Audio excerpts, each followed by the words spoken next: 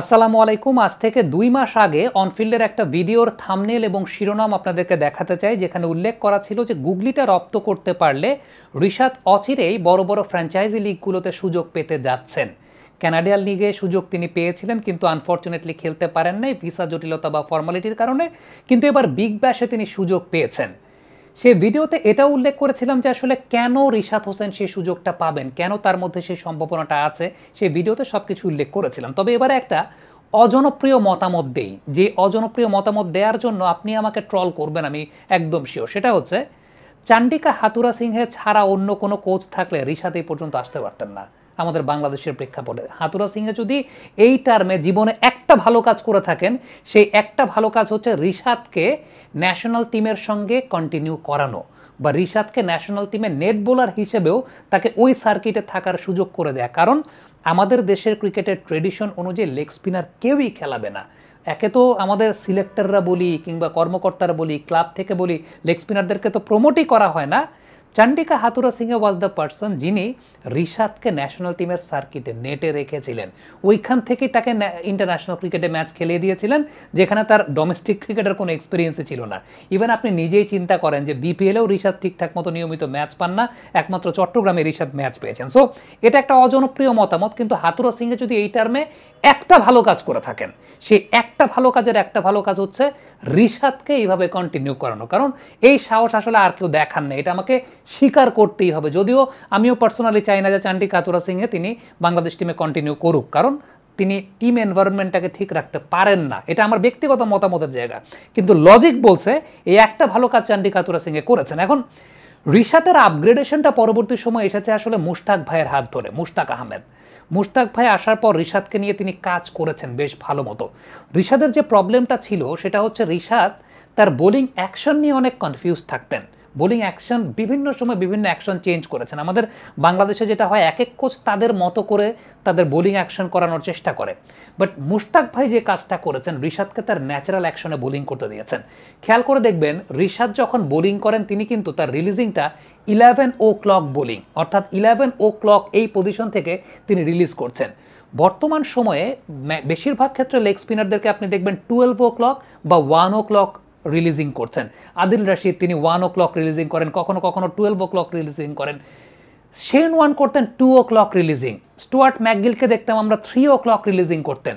হাসারাঙ্গা অনেক সময় এরকম 2 o'clock 1 o'clock এই ধরনের রিলিজিং করেন। কিন্তু কোনো লেগ স্পিনার 11 o'clock রিলিজিং করছেন, বাংলাদেশে এগুলোকে পেট্রোনাইজ করা হয় না। মুশতাক ভাইকে ধন্যবাদ জানাতে হবে যে রিশাদের তার ন্যাচারাল এই ধরনের রিলিজিং, তিনি এইটার উপর নিয়ে কাজ করেছেন।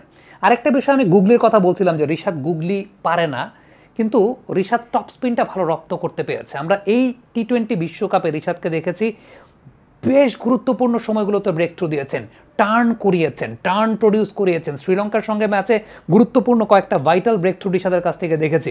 এখন রিশাদ কেন ফ্র্যাঞ্চাইজিগুলোর নজরে এসেছেন, তার পেছনে অন্যতম বড় দুইটা কারণ আছে। একটা হচ্ছে, বাহাতি ব্যাটারদেরকে রিশাদ খুব ভালো মতো বোলিং করতে পারেন। লেগ স্পিনারদেরকে নর্মালি বাহাতি ব্যাটাররা ভালো খেলেন।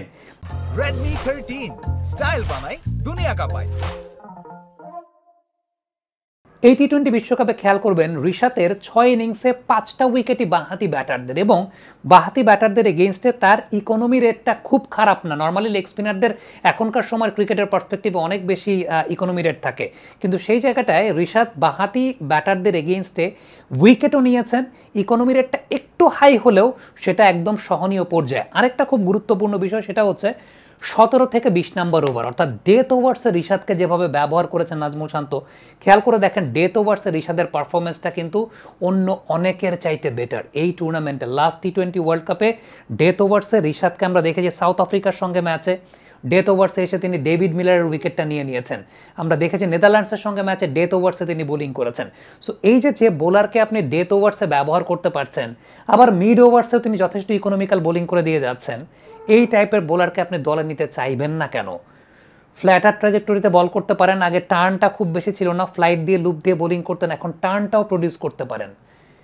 টপ স্পিন এবং লেগ স্পিনের মধ্যে যে ডিফারেন্সের জায়গাটা একটু খেয়াল করে যদি আপনাদেরকে দেখাই, টপ স্পিন যখন করছেন back of the hand releasing, বলের সিম পজিশনটা দেখেন একদম স্ট্রেইট, কিন্তু লেগ স্পিন যখন করছেন তখন back of the hand releasing না, তখন তার ট্রেডিশনাল রিলিজিং, কিন্তু বলের সিম পজিশনটা দেখেন টুয়ার্ডস থার্ড ম্যান, বলের রোলিংটা দেখেন কত সুন্দর টুয়ার্ডস থার্ড ম্যান যাচ্ছে। আবার যখন টপ স্পিন করছেন বলের রোলিংটা স্ট্রেইট টুয়ার্ডস ব্যাটার যাচ্ছে। জোরের উপর বল করতে পারেন, ফ্ল্যাটার ট্র্যাজেক্টরিতে বল করতে পারেন, এবং এই যে হিট দ্য পিচ হার্ড, যেটা নর্মালি লেগ স্পিনারদের আমরা একদম আমাদের দেশের ট্রেডিশনাল লেগ স্পিনারদের যেভাবে ব্যবহার করা হয়, ফ্লাইট দিয়ে আইলাইনের উপর থেকে বল ছাড়বে, সেই জায়গাটা রিশাদ ফ্ল্যাটার ট্র্যাজেক্টরিতে হিট দ্য পিচ, দুই ধরনের ভ্যারিয়েশন রয়েছে। এবং উল্লেখযোগ্য ব্যাপারটা যেটা বললাম যে বাঁহাতি ব্যাটারদেরকে তিনি বেশ ভালো বোলিং করতে পেরেছেন। এবং আবারও বলবো, চান্ডিকা হাথুরুসিংহে সিংহে তার এই টার্মে জীবনে একটা ভালো কাজ করে থাকলে সেটা এই কাজটা তিনি করেছেন, সেটা হচ্ছে রিশাদকে তিনি ওইভাবে এক্সপোজ করেছেন। আর মুশতাক আহমেদ আসার পর টেকনিক্যালি রিশাদ শার্প হয়েছেন। রিশাদ হোসেন বিগ ব্যাশের সুযোগ পেয়েছেন, এটা অবশ্যই আমাদের জন্য একটা অনেক বড় গর্বের বিষয়, অনেক বড় পাওয়ার বিষয়। এবং এই ব্যাপারটা 2 মাস আগে আমরা গেস করেছিলাম বা একটা বিশ্লেষণে জানিয়েছিলাম যে আসলে কেন রিশাদকে বড় বড় ফ্র্যাঞ্চাইজি লিগের দলগুলো তারা চিন্তা করবে, এবং ওই টাইপের উইকেটগুলোতে রিশাদ আরও ভালো বোলিং করবেন, এটা আমার বিশ্বাস। Thank you very much. Comment বক্সে আপনাদের মন্তব্য মতামত জানতে চাই।